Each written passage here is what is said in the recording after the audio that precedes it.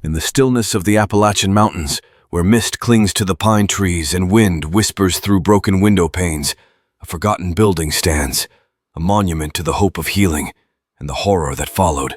This is the story of the Mountain View Sanatorium, where 84 patients checked in for a cure and never checked out. The early 20th century was an age of desperation. Tuberculosis, then called the White Plague, was tearing through America's cities, killing indiscriminately. Hospitals were overcrowded and doctors helpless. In the midst of this fear, the Mountain View Sanatorium was constructed, perched 6,000 feet above sea level, where the air was said to be clean enough to heal broken lungs. Newspapers called it Heaven's Hospital. Wealthy families sent their sickest sons and daughters. Poorer patients were admitted through public grants, and presiding over it all was a young, charismatic doctor, Edward Blackwell, just 37 years old, recently returned from Europe with radical new ideas. He spoke passionately of total pulmonary cleansing, a method he claimed could eradicate TB without surgery. His theories were mocked by the medical elite, but to the desperate, he was a prophet. Dr. Blackwell promised healing, but healing, in his eyes, would come at any cost. At its peak, Mountain View Sanatorium housed over 150 patients. The building itself was sprawling, crafted from local stone and dark oak, with high-arched ceilings, sunrooms, and long, cold corridors. Patients were segregated by severity: early-stage TB cases on the upper floors, advanced cases in the damp, ground-level wards.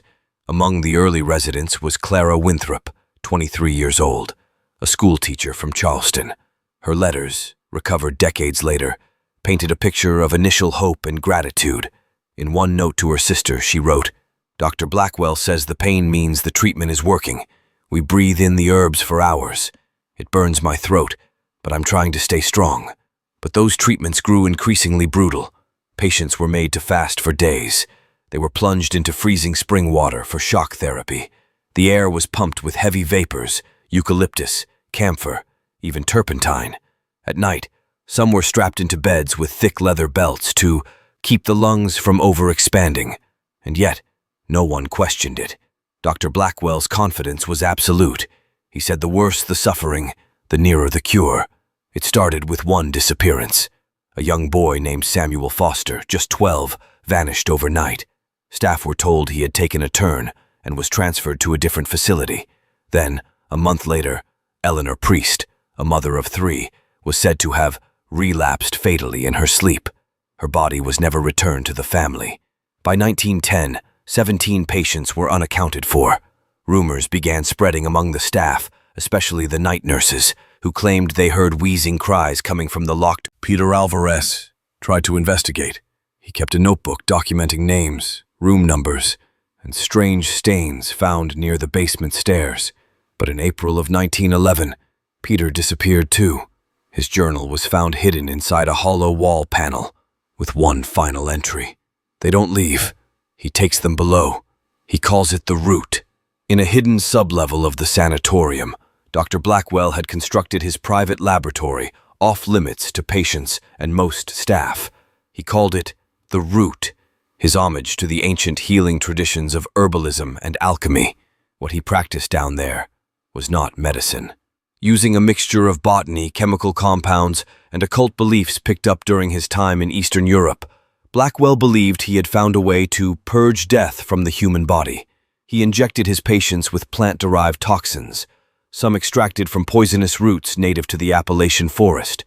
He believed controlled poisoning would provoke the body into regenerating itself.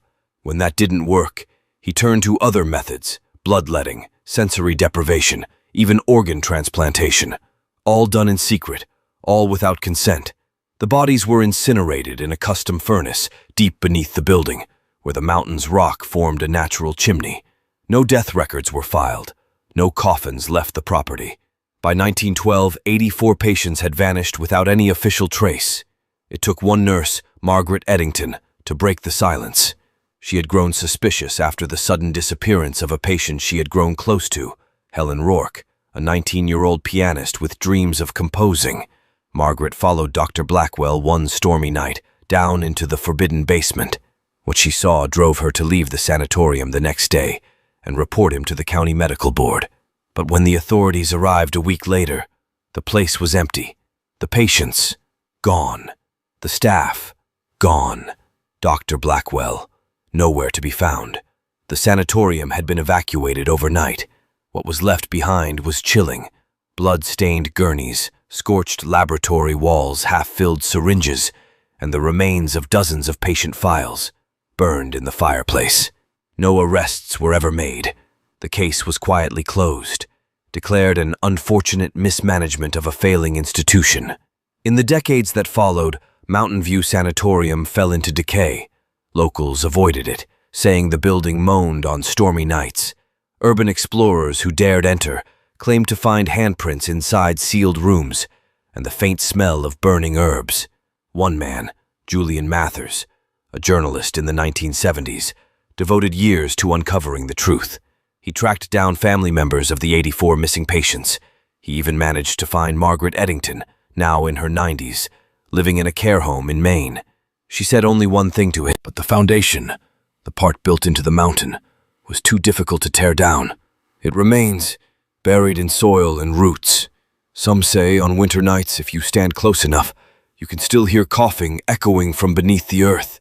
The story of the Mountain View Sanatorium is one of science gone mad, of trust betrayed, and of lives lost in the name of healing. 84 souls entered that building with hope. They found pain, silence, and in the end, oblivion. Dr. Blackwell was never seen again. No grave was ever found. But perhaps the mountain still keeps his secret, because some healing is worse than the disease.